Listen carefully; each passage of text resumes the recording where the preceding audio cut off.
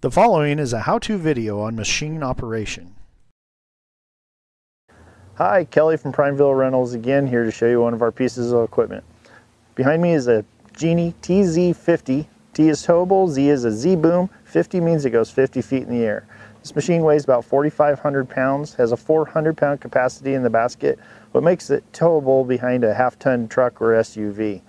There's a couple key features of this machine we'd like to show you, so let's take a look at the controls. Alright, prior to operation you need to make sure that the parking brake is set and the wheels are chalked if necessary. The hitch is fully disconnected from the vehicle. And there's two red safety latches for transport, one here and one at the back of the machine. Those need to be disconnected. Okay, prior to running the machine there's a couple critical things that have to be done. First, make sure both master safety switches are pulled out. There's one here and one in the basket.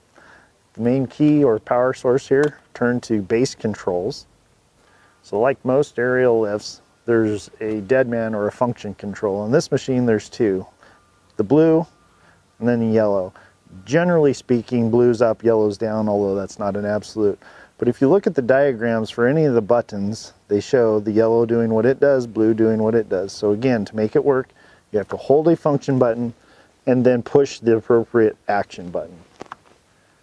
Okay, one of the great things about this TZ50 is it can operate on very uneven ground, unlike other man lifts. But it has to be level to operate safely. So it's got 4 outriggers on this machine to level the machine so you can use it. Again, to operate those outriggers, we're going to use the function buttons. Blue is going to move the outriggers up. Yellow brings them down. You've got a master control here, so if you push the yellow, push this.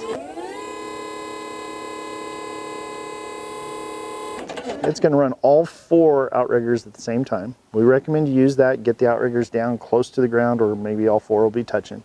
Then you're going to use the button for each individual outrigger to level it.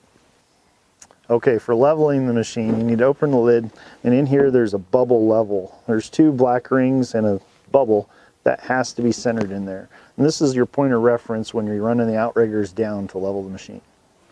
Okay, we didn't film the controls in the basket, but they're just a duplicate of this. You don't have outrigger controls from there, but all the function controls are exactly the same. The one thing you really need to keep in mind and remember is this switch. This is your master switch. So right now we've got it on base controls, and make sure it's on basket control.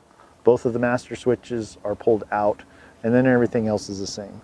The only exception is inside the basket there's one rotary knob that controls your speed of movement. And if you turn that knob all the way too slow or all the way too fast, it stops the movement of the machine.